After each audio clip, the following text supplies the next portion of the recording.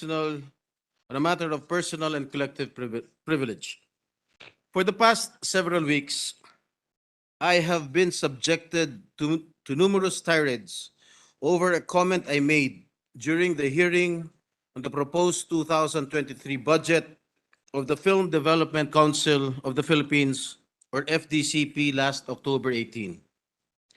The records of the Senate, specifically the Finance Subcommittee M, will bear me out that I was trying to take a grasp of the state that the audiovisual services sector has been in nowadays, which by and large is on the verge of collapse even during the pre-pandemic period, and which was painted in that hearing to be now in the ICU needing critical care from specialists. Sadly, my statements were magnified and even misconstrued by many, including a number of industry members who are part of the more than 760,000 workforce in the film sector, who I was trying to protect and fight for. What reverberated in the minds of many was the farthest thing from my mind. I was portrayed as a villain and an antagonist. Nakakalungkot na mas nanaig sa kaisipan ng marami ang mga katagang ito, hindi ko layon na mangyari. Be that as it may, I deem it best to put forth the issues plaguing the barely surviving industry that is personally close to my heart, with the desire of lighting even a glimmer of hope that it can still be salvaged. This, Mr. President, is the abysmal state of our local film industry. For this year alone, only 9 local movies have been released, according to the theater group operators. 9 out of the 20 Filipino films reviewed by the MTRCB since January this year. Napakasakit po isipin na may panahon na umaabot sa 300 ang naproproduce na pelikula kada taon. Now, it's not even a fraction. To come up with a quality film, producers have to fork out between 10 to 30 million. And according to FDCP Chairperson Tirso Cruz III, and to recoup this, they have to earn at least triple or 270%. But how can an industry barely in survival mode and among the most heavily taxed entertainment in Asia recover from its current state? To further illustrate, for a 50 million film production with a 100 million box office revenue, the producer needs to pay amusement taxes, value-added tax, and distribution fee. 10% will go to the amusement tax, and 90% will go to the theater owners and film producers. Then 45% of the ticket sales will go to theater owners. That has been the standard agreement between the producers and cinema owners or operators for the longest time, as the latter claim that they invest in the construction and maintenance of theaters. On top of this, there is VAT to be paid by the producer, and from the 45 million peso ticket sales, the amount will dwindle to 39.6 million. And from these figures, a 5% distribution fee will still be deducted, which leaves the producer with a final amount of 37.62 million pesos, which means that the producer loses 12,380,000 pesos. And if a producer makes a profit, he still has to pay a 30% income tax.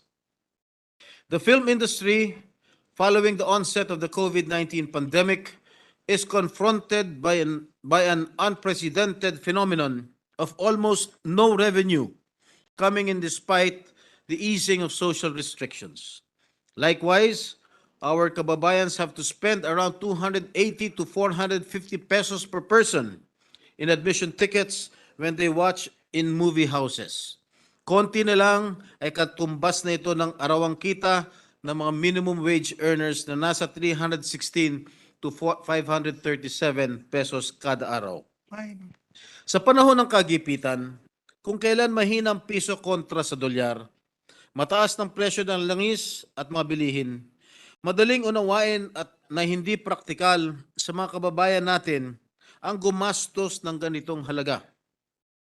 Tama nga sinabi ni Catherine Bernardo sa Hello, Love, Goodbye. Ang choice para lang sa may pera. Paano ba natin matutulungan ang naghihingalong industriya? Kailangan ba natin isubsidize ang paggawa ng mga pelikula? How will we do it? Should we give incentives to the movie producers or review the current tax structure? Sa pag-aaral na isinagawa ng ating Senate Tax Study and Research Office at batay na rin sa datos ng National Tax Research Center, the revenue collections from amusement taxes are relatively insignificant as compared to other types of taxes. Mula 2014 hanggang 2018, on the average ay nasa higit 1 bilyon lamang ang koleksyon mula dito. Not having to pay this tax would also significantly help Filipino producers recover their invested capital and enable them to produce more films in the long run. But even with fewer taxes to pay, the producers will still have to pay other taxes like VAT and income tax. Sa aspeto naman ng amusement tax na nasa ilalim ng Local Government Code at 1997 Tax Code, limitado lamang ang saklaw nito. Naniniwala ako na hindi malaking kawalan ito sa kita ng gobyerno. Sakali man natanggalin ito, maaari natin ito na mabawi dahil kung mapapasigla natin ang entertainment industry, lalaki ang labor force at lalago ang industriya na maaari mapagkunan ng mga tinatawag na recoupment tax gaya ng business tax or business permit para sa mga local governments, corporate income tax ng mga bagong korporasyon, withholding tax sa mga manggagawa sa industriya at lalago ang consumption tax o value-added tax. May mga bansa gaya ng France, Italy, Spain, Canada, South Korea at Malaysia na nagpapataw ng minimum quota requirements upang mapanatili ang exposure o masiguro ang pagpapalabas sa sinehan ng mga locally produced films. And at the expense of being tagged as second-rate trying hard copycat. Baka napapanahon ng gawin din natin ito sa Pilipinas. Sa ganitong paraan, masisiguro ang paglalaan ng screening sa mga sinihan, lalo na ng mga dekalidad ng pelikulang Pilipino. We are replete with world-class artists, and on many occasions, Filipino filmmakers and artists brought honor and pride to the country by winning top prizes in international film festivals around the world. Brillante Mendoza bested renowned directors like Ang Lee, Quentin Tarantino, and others when he became the first Filipino to win the coveted Best Director Award during the 62nd Cannes Film Festival for his film Kinatay. While Lav Diaz won major awards in the 2014 Locarno International Film Festival, 2016 Berlin Festival, and 73rd Venice Film Festival. The most recent were veteran thespian Jacqueline Jose, the first Filipina to bag the Best Actress Award at the Cannes Film Festival for her stirring portrayal in Ma Rosa. While accomplished actor John Arcilla won the Volpi Cup for Best Actor at the 78th Venice Film Festival for his outstanding performance in On the Job, The Missing Eight. These achievements exemplify the remarkable artistic talent and skill of Filipinos, on par with the world's best. At naniniwala ako na kaya natin makipagsabayan sa mga gawang banyaga, ngunit aminado ako na kailangan ng industriya ng suporta ng ating gobyerno.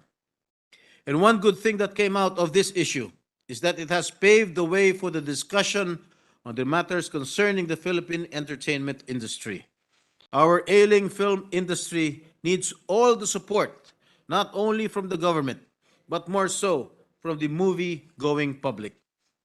And just like what some vloggers or YouTubers are doing, promoting local tourist destinations or hidden gems in the country, movies can also create a boost for tourism.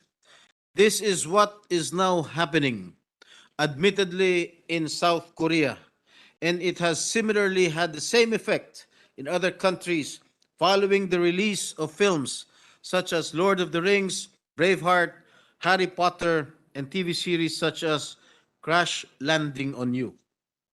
On the local front, some movies and TV programs that were well received by the audience are now engraved in our collective consciousness.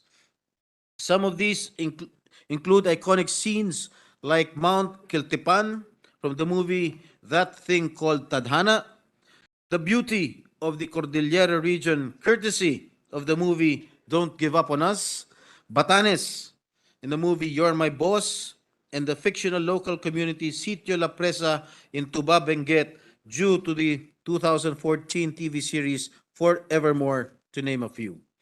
The Philippines also played as host as the filming location for acclaimed Hollywood movies such as Apocalypse Now in 1979, Platoon in 1986, Born on the 4th of July 1989, and The Born Legacy 2012.